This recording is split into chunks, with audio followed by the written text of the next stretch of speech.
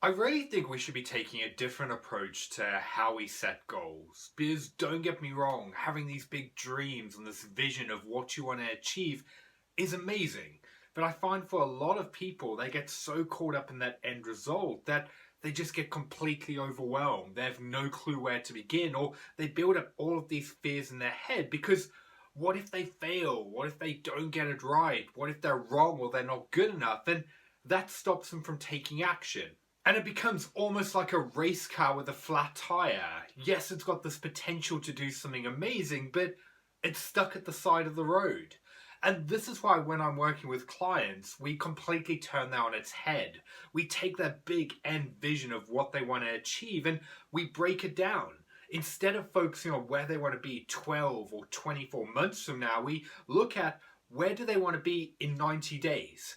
Get that, and then from there, reverse engineer it. Think about, okay, if this is where you want to be in 90 days, where would you have to be in 60 days to be on track?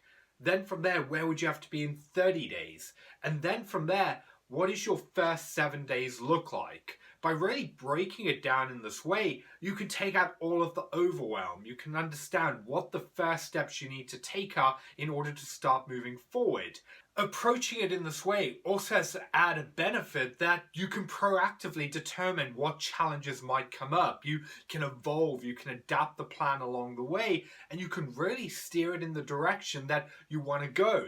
When you combine that with the right accountability and support, that's when you can become unstoppable.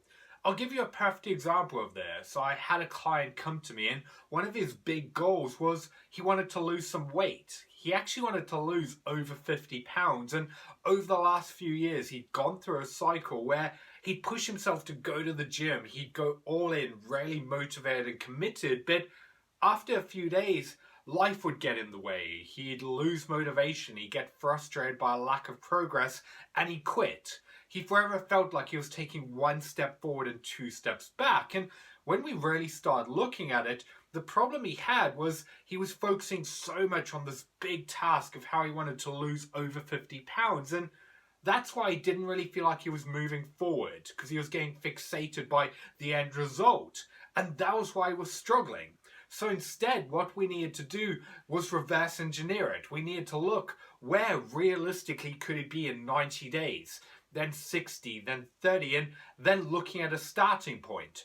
Rather than throwing him straight in the deep end of spending 5 days a week in the gym like he was doing in the past, which was setting him up to fail, what we needed to do was start small. Build a solid foundation where all he did for the first week was go out for a few short walks.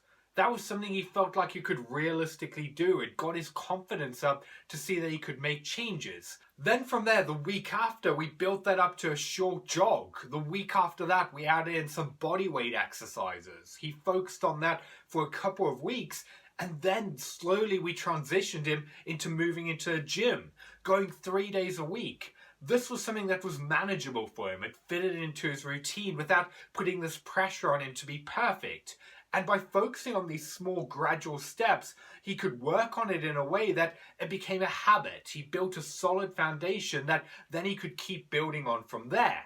And you can apply this to everything from goals in your business, to your career, your personal life, health, fitness, whatever it is. Take that end result of where you want to get to, break it down into where you want to be 90 days from now, and then work backwards. Work out what your first action steps are that you need to take and then go with it from there.